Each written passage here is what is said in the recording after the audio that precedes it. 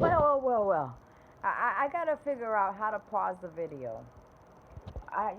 My window is like right there on ground level, the lower ground level, um, 4 steps down from the sidewalk. And it was my old lady friend from the other side of the street to bring me some green bananas. She's a sweetheart. She would be a pain in the ass too. So anyway, I got to figure out how to pause this. I'm so sorry, so sorry. Um, you're on your seat, huh? You ain't heard nothing yet. You really haven't heard nothing yet. Well, anyway, we're in court, right? Okay, we're in court, and I said, Your Honor, why am I being accused of an unfit mother? I've raised these children by myself. I got a letter from my job, okay? I got a letter, as far as benefits and everything that the kids had on my name. Um, I had a letter from the recreation department that they were involved in softball, baseball, karate, swimming teams. Um, the school gave me another letter that I was always present during the school meetings and PTA meetings and PTO meetings and all that stuff. Okay, and I was always very known, and I was a like an on-call participant with the school district. Oh yeah, I've been, I ran around mayor campaigns too. Yeah, when the mayor is running or whoever's running, and I would do campaigning. I did campaigning for the union, for the governors here in New Jersey when I was working because we did have a union. So I'm very well known, not just in DJ and karaoke. I'm very well known in town for running the campaigns along with my coworkers that were involved with the union and the government. It's government stuff. I mean, right now I ain't nobody, you know, but I'm just a person surviving to live and take it a day at a time and still raising my kids and dealing, with grown-ups and giving them as best advice as I can and just being a mother and a father, like as always. So, I've dealt with government. I know so much. I know where to get help for this. If you don't have any groceries, I know where you can get groceries. Now I do know. I don't. I used to go, but if I don't need, I don't go. I leave it for the person who needs it. And now, and if I find out anybody with kids or whatever, trust me, I'll be banging on their door, okay? Or I'll call somebody that knows them and give them information and go, okay? And you'll be surprised. You'll be surprised the stuff that I clothing, whatever. Okay, I don't do it anymore because I'm the person that if I don't need it, I'm not gonna take advantage of it. I don't take advantage of anybody because I don't want nobody taking advantage of me because I went through being taken advantage of, and I don't have a heart for that. I couldn't sleep, okay? I couldn't be right with myself, all right? I don't live in guilt. I don't live in guilt. I have no regrets. Um, I just can't do it. I see people that do it, but I'm not the one. I'm not the one. Okay, so that's just a little bit a rundown of um, part of my life also that I dealt with governors, and right now they want me to get involved with the campaigning of the mayor of the city here, and they wanted to come to my house. Okay, I said, whoa, back it up, back it up, back it up. You know, um, as far as this campaign, I don't think I'm going to be joining you. I support, okay, the new, the campaigners that are running. But with this pandemic, no, you cannot have a reunion with nobody coming into my house. No way. Or no office, or no place. I mean, I don't know what's going to happen with the mayor campaigning this year in this town. Uh, I don't know, for worse or for better. It just can't get any worse, I would say. Okay. I don't know. I don't know. I don't know about this town. It's a good town. It's a good town. It's a beautiful town, but it's just so much going on that wherever you go, nobody knows nothing. Okay. That's how it is. I don't know. So anyway, give me 1 sec.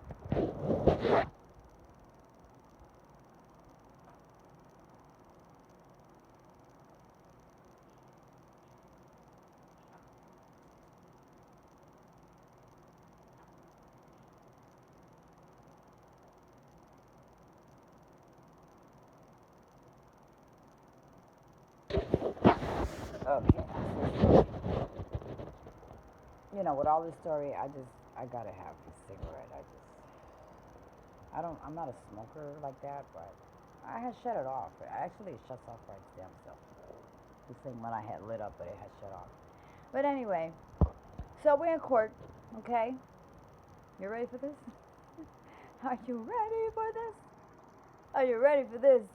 Mm, mm, mm, mm, mm, mm. Okay, this is one DJ you can't fuck with. You ever heard that? At the little club? When they do the sound effects? Yeah. Anyway, I gotta laugh, gotta laugh. In between, I have to laugh because I did a lot of crying already in my life. I couldn't cry anymore unless it was for my kids. Okay. Um, but anyway, I have a good heart. And you know, no matter how much wrong has been done to me, uh, I make it out without even lifting a finger of any kind of or anything, because it's just purposely, you know. And when you try to hurt somebody else for no purpose, no reason, um, things will never go right for you. I believe in that. Karma's a bitch. You ever heard that phrase? Karma? Karma is a bitch. Well, I had my share. I had my share of him. I don't know how much more I'll probably have to go through one day. I hope not. I pray. Please leave me alone. Please leave me alone. But anyway, so the judge tells me that he's accusing me of unfit mother because of a tattoo.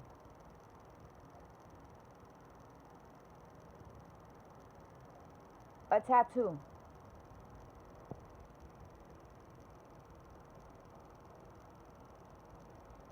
Yeah, a tattoo. Okay. A tattoo. I have one on my leg and I have one on my waist. Back in the day, you know, when the waist was shit, I went and got me one. That's why I got it done on one of my vacations in Puerto Rico. And the tattoo I have here on my forearm are the four names of my kids. Oh, and back here, a nickname of one of them. That's it. That's all the tattoos I have. And he has a tattoo here. He has a big saint. Okay, a saint on his forearm. Yeah, I have my kids' names. He has some kind of saint from a Catholic saint, big. Okay, he has another one. Oh, on his other arm, he's loaded with tattoos on his other arm, and they're visible. And he's wearing a short sleeve shirt. I had a short sleeve shirt too. So I said a tattoo. I said, oh, okay, Your Honor. I know where he's coming from now. I didn't know what unfit in the paper was related to. So I said, okay, Miss Ada, let's listen to your version. I'm like, okay, Your Honor. Yes, my youngest son has a tattoo on his arm, right here. It's right here. And he's 14 years old. And I know it's not right for a 14-year-old to have a tattoo. And the person who did the tattoo is probably wrong for doing the tattoo. But nowadays, a lot of people do tattoos. And he's my son. And Yes, I am aware that he has a tattoo. And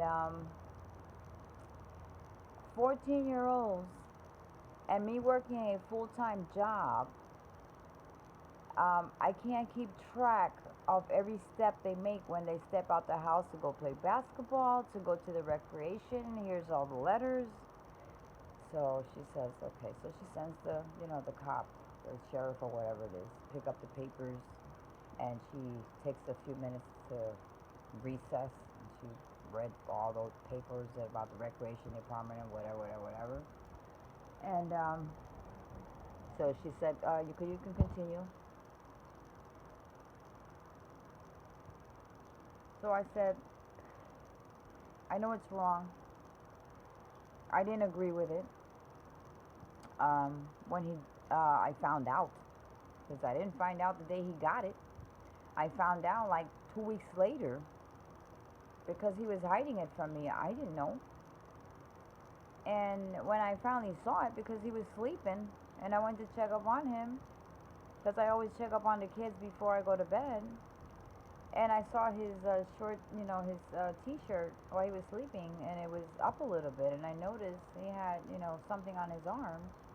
So I thought it was a bruise or something. So when I looked, it was a tattoo. And I know it's not right, but, Your Honor, it's not a skeleton. I would have hollered, screamed, and probably blew the roof off with my mouth. But it wasn't like it was a skull or a skeleton or something like that. He had a yellow rose with green leaves around it, like a stem, and my name on it, Ada. I'm like, well, why would he get a tattoo, a yellow rose with my name on his whatever you call that part of the arm, right here, right here. And I did ask him, why did you get this tattoo? Oh, mom, I'm sorry. I don't want to tell you this and that. But it had my name on it, and I love yellow roses. My kids know I love yellow roses. They're very rare to find, very rare to see anywhere. And Your Honor, I have a tattoo from one hip, from my left hip to the right hip for many years with yellow roses, stems, just like the one he has. Okay? That's all, no name. Just from my left hip to my right hip on my waistline, I have green petal leaves with yellow roses. So I look at it as a mother love. That's the way I have to accept it, as a mother love. He could have had any tattoo put on his arm. Especially at that time, they were doing skulls. That was what was hot at that time. And that's what he had. I said, Your Honor, I apologize if it's wrong. Yes, I know it's wrong for a 14-year-old, but I can't follow their footsteps everywhere they go. There's 14-year-old and 16 now. And the last time that he even saw his kids, they were 4 and 6. So why is he bringing me up here in court over a tattoo with my name on it and yellow roses? And he's 14. According to the law, 14, they're considered grown. And he's a good kid. He's not a bad kid. He's always home from school, home, or activities and home. He's never been involved in the kid's life. So why would he bring me up here accusing me of an unfit mother? I never hit on my kids because I was abused as a kid physically every day. I live with that. And I never touched my children. And over a tattoo, Your Honor, you know what? I don't even know what to say. I don't even know what to say. So she looked at him. She threw him out of court. She threw him out of court with his lawyer. He took a lawyer. He took a lawyer. So it didn't. It did. I'm so dumb. I didn't capture. the picture. I don't know if you're capturing the picture. Okay. I don't know if you captured the picture of the reason why he took me to court. I don't know if you did or not. But he took me to court again. I get another letter 4 months later or 5 months later. Stop child support. He wants custody of the kids. They're still 14 and 16. He wants custody of the kids.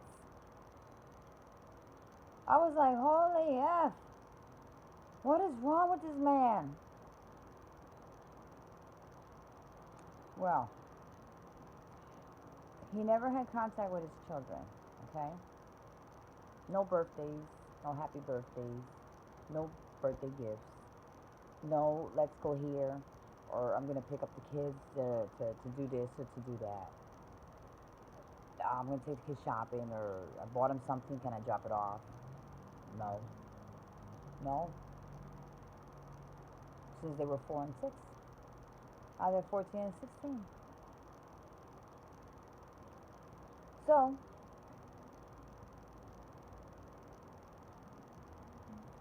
he decided, somehow he got a hold of my youngest one. Maybe walking to school or something, I don't know. And I gave my kids cell phones when they were 9 and 11. That way they would call me at work. Okay, because at 11 you can leave your kids alone at home as long as they know how to not open the door in case of an emergency, and turn on a microwave to warm anything up. Not that they did. I would take my break and I would ask my supervisor for extra time. I would order food and I would pick it up and boom, run home and feed them. Then I would take my other break and she would give me extra time on my break because she already knew my situation in order for me to work the overtime to pay my bills, my rent. I'd give them a bath, put the pajamas on, and sometimes they would be in the bed, sometimes they would be on the couch, and the TV would be on when I got home. It was like 11:15, but I was allowed to go home at 10, and still get paid for 11:15 because I did overtime. So my job worked with me, and sometimes if I was not working a double, I would always make up for that hour or something in a way or another. So he takes me back to court. Well, he got a hold of my son, got his phone number, which I didn't mind. While he's trying to get around with his kids, good. As long as he don't bother me, I don't care. Those are his kids. It's a shame that you have to wait so long to try to get it. But you know what? It's always a plan with him. He had a plan. This man lives off of plans. I don't know if he has a notebook and he doesn't sleep doing plans for plan A, B, C, D. God, I went through X. He took me from A to X. I'm still waiting for Y and Z. Well, he called my son. It was freezing cold. That day was freezing cold. I was vacuuming. Okay, it was like it was getting the evening time. I was vacuuming. It was getting dark outside. It was cold outside. My son didn't tell me anything. He just flew with Mom. I'm going outside, Dad. I was like, okay. I didn't mind. You want to be a dad now? Well, my son is. Well, let him be a dad now. I don't care. At least he's getting involved. I was thinking, positive. As long as he leave me alone, I don't care. The only thing he got to deal with some kids. If he's gonna start dealing with the kids. That's his issue. That's his makeup time or whatever. Those are his kids. I never put my kids against them. Never. So he got a hold of my son or whatever, and he gave him his phone number or whatever. And that day my son ran out. Mom, Dad is outside. I'm gonna go out. Okay. He didn't call my son to give him enough time to put on some long pants, some socks, and some shoes, and a jacket, and a sweater, and his coat, and his hat, and his gloves, and whatever, as cold as it definitely was. So I see my son run out in slippers with no socks on, and a hoodie jacket, and shorts. And shorts. The house is warm, but it's not warm outside. So I'm vacuuming in my My coco, my brain is going around. This guy got a plan. I'm vacuuming and vacuuming and vacuuming all around my pool area, my pool table area, and vacuuming this big apartment I had. I said, damn it, it's been half an hour already. So I kind of peeped, through the walkway, and I peeped outside, and his passenger door was wide open. The lights inside his 4x4 were open. My son was standing outside, and it was snow on the ground with ice. He was standing outside. So now I went to my bedroom to peep through a corner. My son was shivering, and he's still standing outside. And he's sitting inside just with the seatbelt, just comfortable, just talking to my son and whatever. Oh, hold on, hold up, back it up, hold up, hold up, hold up, hold up. I dropped that vacuum and I went outside. I put on a sweater and I went outside. I put my sneakers on and I went out there. I stood by the door. So he was like, I said, I need to talk to you. So he was like, because he didn't see one. Only besides taking me to court. So he had a smirk on his face like, oh, she want to talk to me. Yeah, she must be doing bad. She must need something from me or whatever. And his wallet was there loaded with money. And he had a banging ass phone. I don't give a shit what he had. I just wanted to tell him what the situation was. So I told my son, you finished with your dad? Because I need to talk to your dad. So, he's a young kid. Okay, ma. Kids don't know. Kids don't know.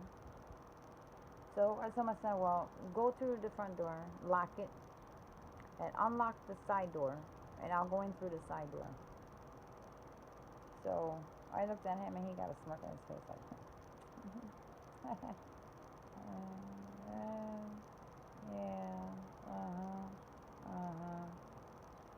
So I'm waiting for my son to lock that door. My son locks the door. Guess what I did? I lost my mind. I blacked out.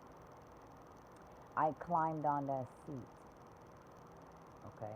Oh, the words I heard him, the last words he told my son was, okay, papito, if you find somebody who will buy my truck for 4,000, I'll give you 2,000. Holy shit. It seems like somebody lifted me up in the air and dropped my ass down. How can you tell your son such a thing?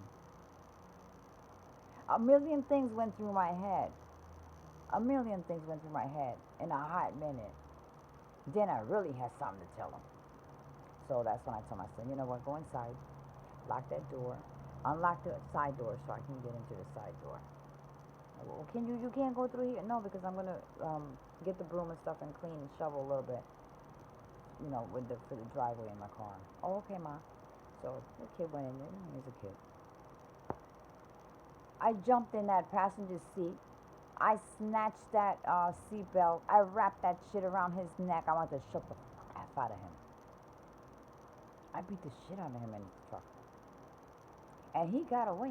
He opened that door and he got away from that seatbelt. He unstrapped that seatbelt. So, I don't know how he did it, but he did it. He's a Houdini, too. I was like, this motherfucker's a Houdini.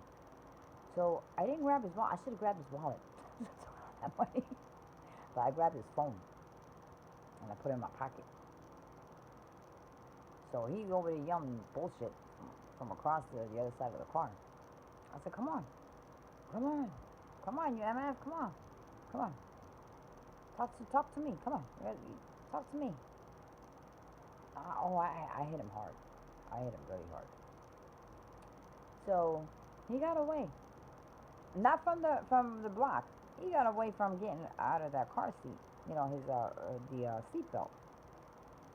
So I have his phone. And I always knew that he treasured his phone. I don't care what phone he had. He treasures that phone. Whatever phone he has, whatever contacts it is that he has that doesn't want nobody to know. I found that years later. Yeah. Well, he treasures that phone. Well, I knew it. Always was hiding the phone. Always phone calls that he would return the calls outside. But I was stupid. I Oh, maybe one of his guy friends, because they always used to come and barbecue. I was stupid enough to fix the meat and all of that shit when we were together. And I wouldn't go out there with his male friends. I would not go outside. I let the men out there out by themselves. But I never had any friends come over for me to barbecue and chill out for a bit. Never. So, he always had like an attitude problem. But he wasn't like that. But he got the best of me. He got whatever he wanted from me. So now, F you, right? Okay. So he went to get back in his car. And I took my phone out of my pocket because I knew I wasn't done with him yet. I knew he wasn't going anywhere yet. I still was going to get him good. So it was starting to get dark, but it wasn't dark yet. It was a corner store that had not closed yet. And I pulled my phone out of the pocket. And when he went to drive off, he did move the vehicle. I said, hey. And when he looked, I lifted up that phone. When he saw that phone, it's like he saw glory. Boom! He put that car in parking. He effed up his transmission.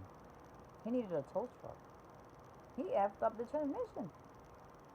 He went from drive to parking. So he gets out the car.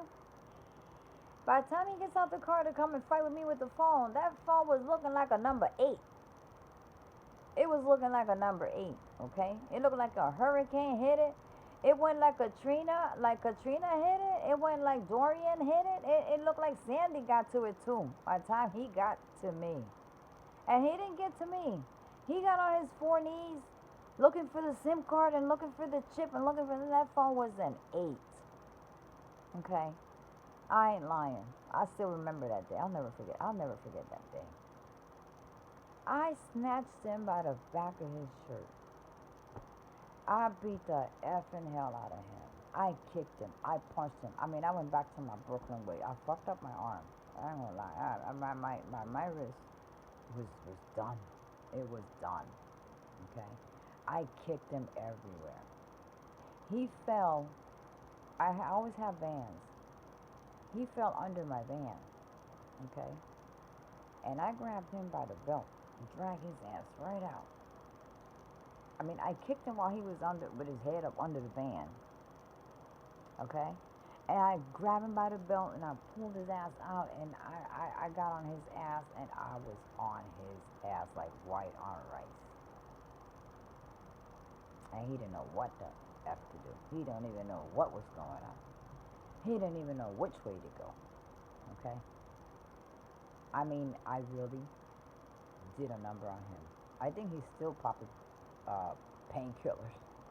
Oh yeah, I went down. He's still popping painkillers. Well, someone told me that he had a shoulder problem since because I beat his ass one day. Well, you know what? The corner store. I had completely lost it. I blacked out. I don't know what was going on at the corner store. I don't know what was going on across the street. I was blind. I did a number. When you have enough, and you have enough, okay, of the BS, you're gonna snap. Especially with those words he told my son. And I told him, how the hell can you tell your own son, your only son, those kind of words? To sell your truck for $4,000 and you get on here. Who the hell do you think he's gonna find to buy your shitty ass truck? I'm like, he's a kid. He doesn't know any better. He'll find anybody out there in the street and they'll tell him, oh yeah, I got the money in my house. And that kid your son could follow a stranger to the house and get raped, killed, or whatever. Okay? Is that what you're looking for? You better forget about this damn street. Don't you ever come back here again.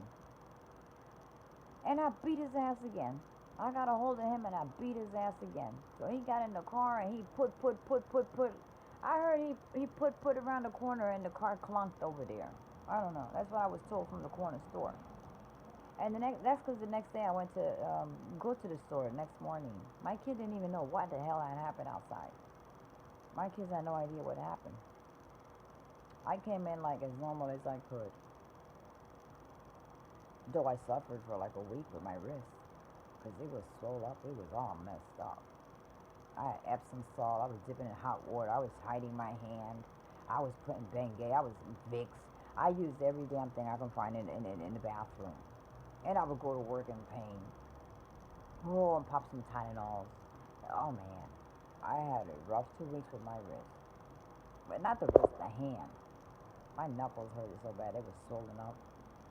Oh man, I did a number on him. But he deserved it. He well deserved it. So, that took place. He didn't bother me for another couple of more months, okay? Now he's down to, I don't know what letter of the alphabet plan. But he had another plan. So, I'm back in court again. Back in court again. He doesn't give up. I don't give up. And the first thing on the papers was stop child support immediately. He wants custody of the kids now. So now I'm in front of a judge for custody. I wasn't worried. I wasn't nervous. I was just as cool and mellow as I can ever be, knowing I had beat his ass a month ago, 2 months before that. So the judge asked me, Miss Ada, I'm like, Your Honor, well, she spoke to him first. Why, because he was the one who put the motion in for stop the child support, and um, he wanted custody of the kids. So the judge was speaking to him. And then the lawyer that she had threw out before, um, this lawyer that came with him that day was another lawyer, but I know that chain of lawyers because he was a good friend of ours. Was. So he was in the same firm. So he got thrown the fuck out of court too, along with him. So they asked him, whatever they were going to ask him, why was he filing for custody? And he said, oh, because stop child support, and he can take care of the kids, and because of the tattoo the kid had got, and that he went to my house to see his son, and I beat him up, and all that. Oh, he would just went on and on and on and on. I'm saying, oh shit, I can't believe he told the judge that. I'm getting locked up today. I said, I'm getting locked up today. I was like, my dear, I'm going to jail today. But before they take me, I'm going to beat his ass right up here in court. Oh, yeah. I will jump over that table and snatch his ass. Well, I stayed, just funny things just go through your mind at times. And the judge gets to me. I was like, oh, shit. I was like, Your Honor, I was separated for 10 years, Your Honor, from this man, this sir. This sir, I don't want to call him man, because that would be rude in court, right? I said, from this sir, my kid's father, who he's never had any communication with the kids. I don't know if you keep a record or look at a record or whatever, but he brought me here for, I filed for divorce. After my divorce, he brought me in here for unfit mother, and then and stopped child support. And then now he's bringing me up here for custody when he's never had any communication with his children. I raised his kids on my own. He's never been in the picture. And everything has stopped the child support and the alimony. Your Honor, separated for 10 years, I never got a dime from this man. I never even got a pair of socks for his kids. Not even for Christmas, birthdays, nothing. So, I don't understand why he keeps bringing me here. Now for custody, he's a truck driver. He's a tractor trailer over the road. How is the kids gonna get to school? I mean, what is he gonna do with the kids? I've raised these kids on my own. They're doing better than great. And now Your Honor, I've never stepped foot in court in my life. Until the first time was when I got divorced. And ever since I got divorced in 2013, Your Honor, this man has brought me here 3 times. Before, May 2013. I've never stepped foot in a family court. And these kids were 4 and 6 when we separated. When I lost my home and lost everything and winded up in the street. And now the kids are grown.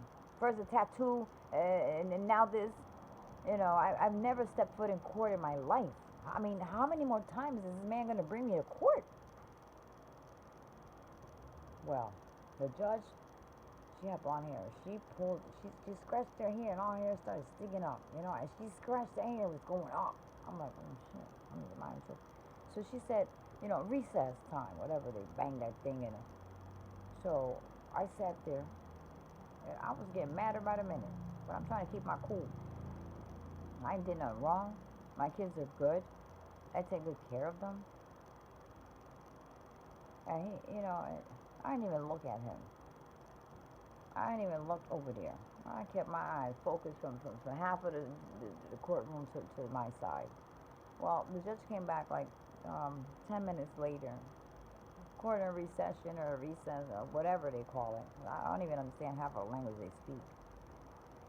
And she threw him out of court again. This is the third time he gets thrown out of court with lawyer and all. With lawyer and all. So she told the lawyer, "Where do you want your paper?" She was so mad. She was angry. Her hair was like this high then. Oh yeah. Oh yeah. She looked like Edward Scissorhands. Her hair was all over the place. Okay. She looked like a porcupine. Her hair was all over. She had long, beautiful hair when she started, and by the time when she got done with us, her hair was wow. It was wow. So something like Cyndi Lauper style. That's what she looked like. I was like, holy smoke! What the hell is she doing back there? So she threw him out of the courtroom with with the lawyer and all. And then she screamed at the lawyer, "Where do you want your papers sent to? You want to wait for them in the outside, or you want to send them out to your office?" He's like, "Well, you can send it to my office." Out of my courtroom. I'm like, oh shit. Now I got nervous now. She's yelling. Now I got nervous. I'm like, oh shit. What's she gonna do to me now? So I was picking up the sheriff brought back the papers from the school and stuff. I had brought it back again. And she said, Miss Ada. Oh, by your last name. I'll say Miss Ada. Miss Ada. I was like, yes, Your Honor. I was scared as fuck. I was scared. I could have shit on my pants that day. She said, "You have a good day." I'm like, "Thank you, Your Honor." When she said it in such a tone that it calmed me completely down. I said, "You have a good day." Um, order is she said, custody is granted to Ada. He had visitation rights or whatever, but he never mingled with the kids anyway. So everything stayed the same. Before she threw him out, child support stayed the same, and alimony payments, and then she kicked him out of the courtroom. And I was nervous, So when she yelled, "Miss Ada," through that mic thing, that thing is loud. And he was over there with an interpreter, person who speaks English, an interpreter. So, Miss Ada, I'm like, "Yes, Your Honor. You have a nice day. You have a good day, Miss Ada." I was like, "Thank you, Your Honor." And I put everything, got my stuff I had, my pocketbook and whatever, and the judge had disappeared. And the secretary told me to wait outside. I'm like, wait outside? Now what? Because I've never been in a freaking court in my life. So I sat outside in the waiting area, and the secretary came with a bunch of papers. Like, the times I went, I always left with some papers. But that time, I told her, well, "Can you give me a rundown on what is this?" Because I don't understand when the judges talk and all these terms and stuff. I don't understand. Can you give me a quick rundown on all these bunch of papers I have here? She's like, "Oh no, the alimony stays the same, the child support stays the same, the custody is yours. He has visitation rights. He can communicate because you gave him authority to mingle with the kids." And so many years, 8 on. This is I've never seen anything like this, but you have a good day. I'm like, thank you, thank you. You have a good. I hope I don't have to come back here again. She said, if the judge ever sees you up here again with him, I don't think she's gonna take it from him very easily. I'm like, well, I hope I don't have to come back here again, because I've never been in court, and I miss days of work coming here. So that was the end of that. That was the end of going to court. Oh yeah. So a year later, um, he was supposed to send my alimony. The child support was coming through a card that they took me in an office to another place over there when the first time when we got divorced, and they mailed me a card in the mail or something. You know, he used to pay that, and then he failed a lot of times. Oh, he went. I mean, he was already behind when they slapped him with 10 years of back child support. But he started falling behind on payments and falling behind on payments. And somebody called me on the phone from some office. I don't know. I mean, whatever was in the car, whenever that phone rang and said child support, that's why I knew something was in there. And you spend it on the kids, and the kids, you know, they never wanted a dime from this. I mean, we don't want no child support. I don't want nothing from my dad. You know. I said, that's your father. You know, he must have an explanation for you one day in life. You never know, but you know, our issue is our issue, and it has nothing to do with you. Okay. Oh, but we went through a lot. I can't. I won't forget. You know. I said, listen, it's your dad is your dad. Okay, you have to accept it's your father. What he did to me, he did to me. Yeah, but you're my mom. And, you know, so I had to sit down a couple of times and drill it through their head that it was mom. Okay, it wasn't them. Yeah, but if he hurts you, he's hurting us too. You know, you go to court and they lock you up. They're not gonna lock me up. I haven't done anything wrong. Why would I get locked up? Well, let me tell you, the sucker locked me up. He locked me up. Now, hang on tight now. Because I saw Jesus. Yes. Yes, I did. I'll never forget. I saw Jesus. So, take a break, okay? Take a break, and my next video is coming up. Take a break, because you're going to need a break after this one. Yeah, you're going to need a break. I need a break. I need a break. And I love you all. And I wanted you to hear my story. Don't feel bad for me because I don't live in the past. I live moving forward. Okay? And have fun. Enjoy each hour of life. Make the best of every day. I'm proud of my kids. I did a wonderful job. I will still continue to do it. And I just wanted to share my story with you. That's where a question was brought up. What made you do van life? So you would have to hear my story before I can even tell you why van life. Okay? So take a break. Don't miss the next video because this one's interesting.